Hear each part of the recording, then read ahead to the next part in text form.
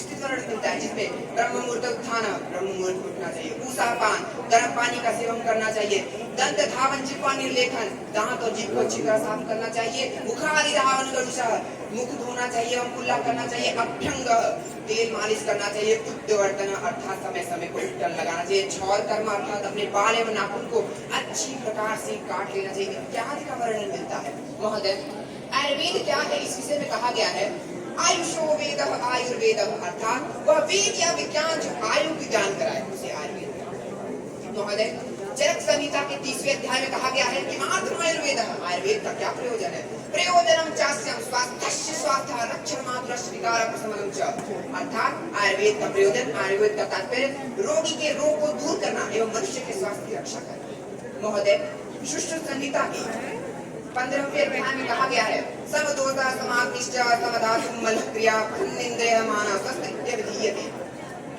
महोदय, आयुर्वेद में खाना खाने, पानी पीने, कपड़ा पहनने इत्यादि का वर्णन मिलता है, जिसमें हमें सुबह उठ के गर्म पानी पीना चाहिए, हमें पानी घूट घूट करके पीना चाहिए, हमें पानी खाना खाने के कुछ समय पूर्व एवं खाना खाने के कुछ समय पश्चात नहीं पीना चाहिए, खाना खाते समय पानी का सेवन नहीं करना चाहिए इत्यादि का वर्णन मिलता है। खाना खाने के विषय में कहा गया है, अन्य अभिलाषी परिपक्व, अन्य का अभिलाषी व्यक्ति जो अपना भोजन संपूर्ण तरह से पचा ले वही एक स्वस्थ मनुष्य का परिचायक होता है। महोदय, आयुर्वेद में महर्षि पतंजलि द्वारा रचित योग सूत्र, इसका आधार स्तंभ आयुर्वेद ही था, इसलिए कहा जाता है योगेन चित्तस्य पदेन वाचं मल्यं शरीरं च वैद्यकेन योपाकरोतं प्रणं मुनिनं पतंजलि ब्रह्मचर्यं। महोदय, आयुर्वेद कोई संज्ञा नहीं अपितु एक संपूर्ण वेद है। आयुर्वेद हमारी दैनिक दिनचर्या में संपूर्ण अनुभव प्रदान करता है। An Ayurveda expert defines Ayurveda by saying our well-being depends on our behavior, lifestyle and state of mind. Ayurveda and yoga guide us to manifest our full potentials of well-being in our life by strengthening our physical, mental and physiological well-being.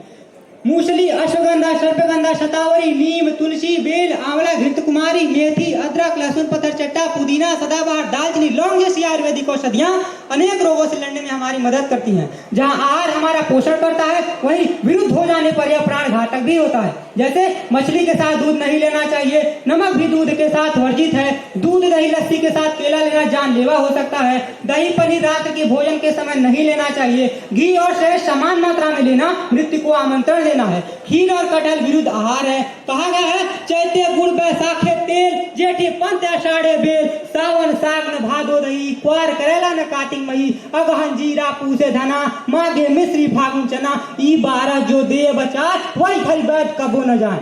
महोदय, वैसे तो आयुर्वेद में 1200 औषधियों का वर्णन है, उसमें से मैं कुछ आपके सामने प्रकाशित करना चाहूंगा।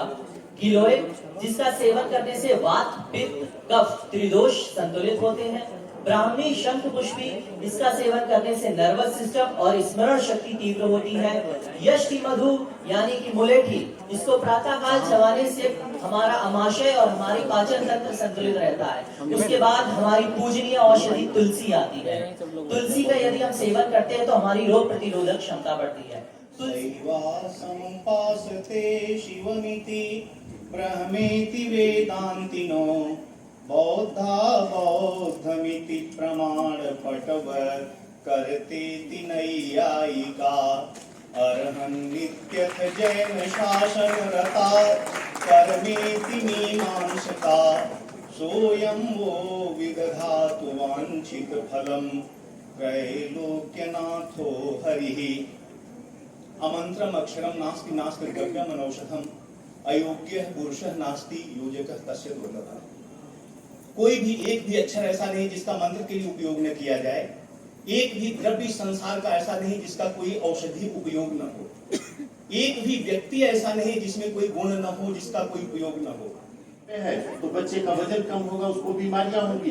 कोई मॉडर्न मेडिसिन खा रहे हैं, कुछ ऐसे एंटीबायोटिक्स हैं, स्टेरॉइड्स उनको खाया तो पैलेट हो जाएगा, हार्ट में छेद हो जाएगा। कुछ ऐसे संक्रमण है, इन्फेक्शन है जो अनहाइजीनिक कंडीशन से, जिनसे बचाव नहीं प्रॉपर तरीके से किया गया, उसकी वजह से गर्भस्थ शिशु का गर्भपात होगा या पैदा होगा तो उसमें विकार होंगे। तो इस तरह से जीवन शैली से जुड़ी हुई समस्त व्यवस्था है और लगभग 90% व्यक्ति अगर केवल जीवन शैली को संतुलित रखे तो तमाम बीमारियां इंक्लूडिंग जो मॉडर्न बीमारियां, हाइपरटेंशन, डायबिटीज, कैंसर, मानसिक बीमारियां और तरह तरह के और जो इस समय अभिशाप हैं उन सबसे बचा जा सकता है। तो आवश्यकता है, बच्चों से केवल एक अपील करूंगा कि जो बातें वो बोल के गए हैं उनका पालन भी करना है।